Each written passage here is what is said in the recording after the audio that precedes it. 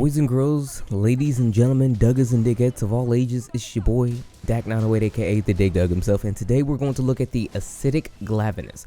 Now this little bundle of joy right here, he's actually not too bad. Like, I actually hate the Glavenus line, Glavenus, Hellblade Glavenus, but acidic is, I kind of like this guy. We'll get into why in a second, but the first thing you should note is that he is essentially still a Glavenus. So there's a lot of things they actually share in terms of characteristics, a couple attacks, but there's a couple of things obviously that set him apart because he is the subspecies. But talking about the subspecies, the whole acid part is, what he really does is he has the ability to reduce your defense, giving you effectively defense down, which is actually a pretty terrible skill to actually have upon you, ailment I should say, when you're fighting a monster like Glavenus, because they hit very, very hard. And this one in particular hits swiftly, so you'll be afflicted and then immediately he'll capitalize on it handily. So you kind of want to get rid of that. So first and foremost, let's talk about some of his weaknesses. Off the top, we're looking at a grand weakness up to that of fire. So that's actually kind of odd because usually all the Glavenus types, they actually have a high resistance to fire, if not their highest. I mean, heck, Glavenus himself is a fire monster. Hellblade, not so much. He's a blast, but then again, you can still kind of use the same kind of tactics in terms of elemental attacks you would use to actually debilitate them. By debilitate, I mean kill them. Nevertheless, so bring fire. Now, here's the tough part. You can use his literal cousin to defeat him at this point in time, or we can use things like Rathalos. Actually, fire weapons are kind of relatively slim pickings here. I did go in here with a dragon weapon. I'm using the Ebony Odogaron weapon. The only reason why is because I always use the weapon and the armor of the monster I fought prior. But then again, nevertheless, he has a very small dragon weakness, so it wasn't like I was using a water weapon, which is his highest resistance. So bear that in mind when you go to fight him. So let's actually talk about what it comes to fighting. Okay, so he is Glavenus. Imagine Glavenus being a greatsword, and then imagine acidic being a longsword. They both use their tails, the swords on their tails, to attack, but acidic uses it with a bit more finesse. You can notice this right off the bat. You notice that he'll quickly jab at the opponent. He'll do a couple of things to mix up the opponent even more so than before, whereas Glavenus, he would cross you up. That's only because his hitboxes were big. Okay, that was literally it. Acidic will cross you up because he knows that he's going to cross you up. You know, it's a difference. It's like knowing that I'm going to do something versus accidentally getting it done. And acidic, he's very, very useful.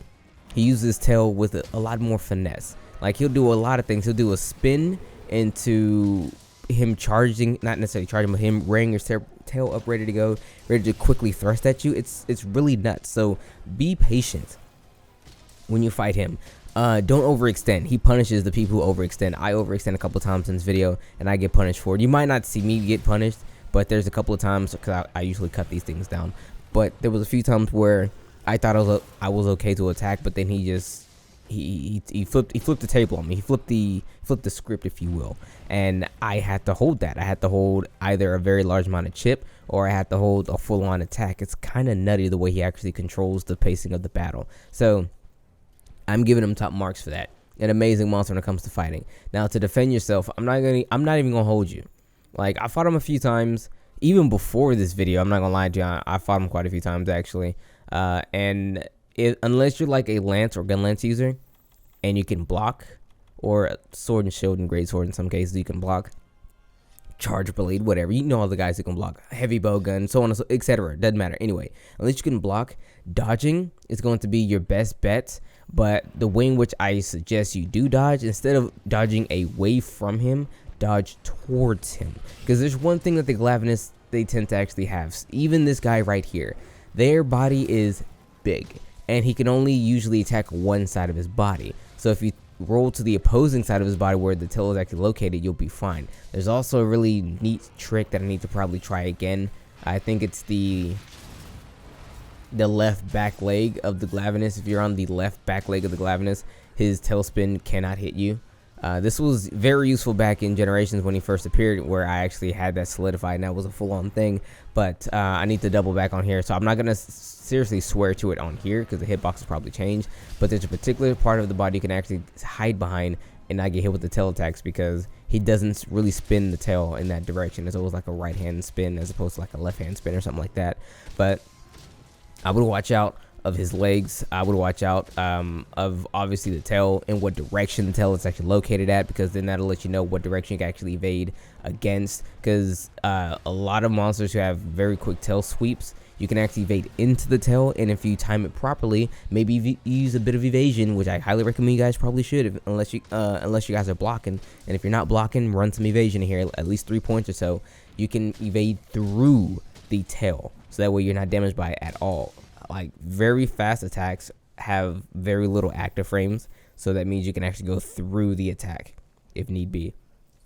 And with all that being said, let's actually move over. Let's talk about the gear. I mean, I could give you a lot more details than actually fighting him, but we'll be here all day because he's a very, very intricate monster. He's not like other monsters where I could say, yeah, he's like the other guy, keep it moving, boom. This one, he's actually very, very vast. But we have a time limit, and let's try to keep to it. Hopefully, you guys kind of get my points here. I will discuss it a little bit later in the summary end of this video. But with that being said, let's look at the armor and gear because it's actually incredibly nice. So the Glavenus armor is actually very, very, very nice, especially right now after going through a couple of armors were kind of meh. Ones you can kind of just like completely overpass and never, ever, ever, ever attempt to use them ever again. Acidic is pretty good. Why? Handicraft, maximum might, stamina. These are 3 really, really good skills. Why are they really good? Well, handicraft, if you don't know, increases your weapon sharpness, and the gives you a full 5 smackaroonies into it. So that's great. That's 50 points of sharp in addition to whatever weapon you usually have. Now, there are a few weapons who actually have max sharpness naturally, meaning you can't really use handicraft on them. It'd be 100% useless. But for most other weapons, you can. It'll increase your sharpness from either blue to white, or heck, sometimes blue to purple in other rares, with purple being the highest in this game. So handicraft is always amazing, and this gives you 5 points in the alpha variant. Maximum might. Maximum might was a skill that was super duper duper OD in the vanilla game, which if you just had it and your stamina was maxed out. By that I mean, like, if you, let's say you ate food and you got plus 50 stamina, now your stamina is at 150. So long as you had 150 stamina, affinity boost of, I think it was up to like 30 points or something like that. What that really correlated to is, and you actually lost stamina by losing it through hunger, meaning as the fight goes on for about, you lose 25 points of your stamina, you would have an additional permanent 30 affinity. Now in this game they changed it to where in which literally if you use any stamina whatsoever, if you sprint or you roll, you lose the multiplier. But with maximum might level 5, which we don't have but you totally can get, but maximum might level 5 due in part to the secret set ability increases it from 3 to 5. You would actually immediately, I will show it to you, you can actually increase the affinity by 40% as soon as the stamina gauge full. So I mean, as soon as it runs all the way back to the end, boom, plus 40 affinity. Now this is really good for players who don't really, I mean, actually this is really good for when the monster gets knocked over. When the monster is on his butt and it gets knocked over, your stamina is, you usually run to the monster, stamina gets refilled, and you just go ham on the monster all this. Yes. So this is actually really, really nice because that plus 40 affinity is incredibly good. Especially with the maximum of level 5. Amazing ability. I actually hate the skill, but I love level 5. Level 5, it's worthwhile. So maybe running this set is actually really good if you want to have high sharp and high affinity very easily. Not a bad set to run. Also, you get a fluid resistance, stamina 2, stun resistance, and iron skin. These are flavor abilities, if you will. Stamina surge is good, especially if you use a lot of stamina, and especially with a ability like maximum might, stamina surge increases the speed in which you up. It works hand in hand with each other, so that's actually really, really cool. Moving over to the beta though, you don't really lose a whole lot. Yes, you lose 2 points in the handicraft, you lose stamina surge, you lose, what else? You lost iron skin. That was it. Yeah, you lost iron skin, and kind of a few points here and there. I mean, it's not really bad. You can actually mix and match is what I would probably do, depending on what you would like. But I would run anything that gives you your max handicraft, because I mean, handicraft is good, you know what I mean? If it gives handicraft, you might want to run it, honestly. I would probably run up to maybe 4 points of it, probably gem in another if you have the abilities to do so. But I think the armor is fantastic. It's amazing armor. Works with a lot of mix sets because of the handicraft, especially if you don't want to go off and make Kush, because Kush also is a set that gives you lots of handicraft.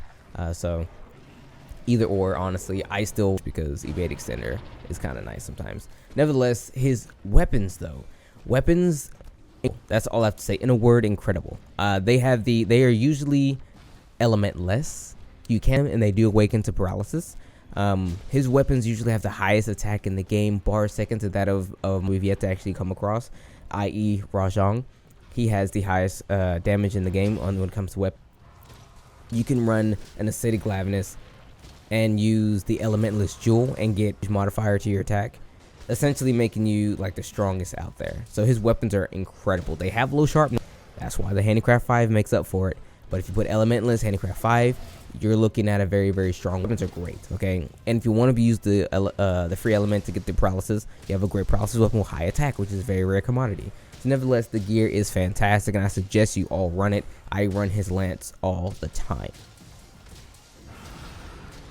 Okay, so with all that out the way, let's say this. Glavenus, acidic Glavenus, if you will, his gear is amazing. The fight is actually a lot of fun. I've had a lot of fun with this fight because he's just so different, but yet he's quite honest. And then that doesn't necessarily make him a bad monster, being a very honest monster. It's just the fact that there's not a lot of BS that he really has. He has defense down, coming with iron skin and you're fine. Or just use adamant seeds. He's very precise when it comes to his slashes, so you have to actually think a little bit better about how to actually approach him, because approaching him can be a little bit difficult unless you come into a particular point where he makes himself quite vulnerable, like when you come across like a ledge or something like that, or trapping him, or use a status, or stunning him, staggering him, so on and so forth. But the way in which he lays out his attacks make it to where you have to think a little bit, you know what I mean? It's not like incredibly difficult. I would like to think that he's more precise, obviously, whereas standard Glavenus was like a guy swinging a massive sword, just kind of slamming anything, and everyone caught in his way like perished. Whereas this guy has a bit more precision. Again, the great sword to long sword comparison I spoke about earlier.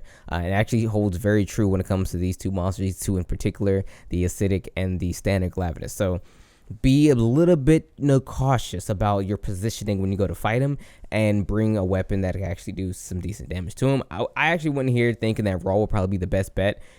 Because it's not very good. Honestly, even at the very end of this game, fire weapons still kind of suck.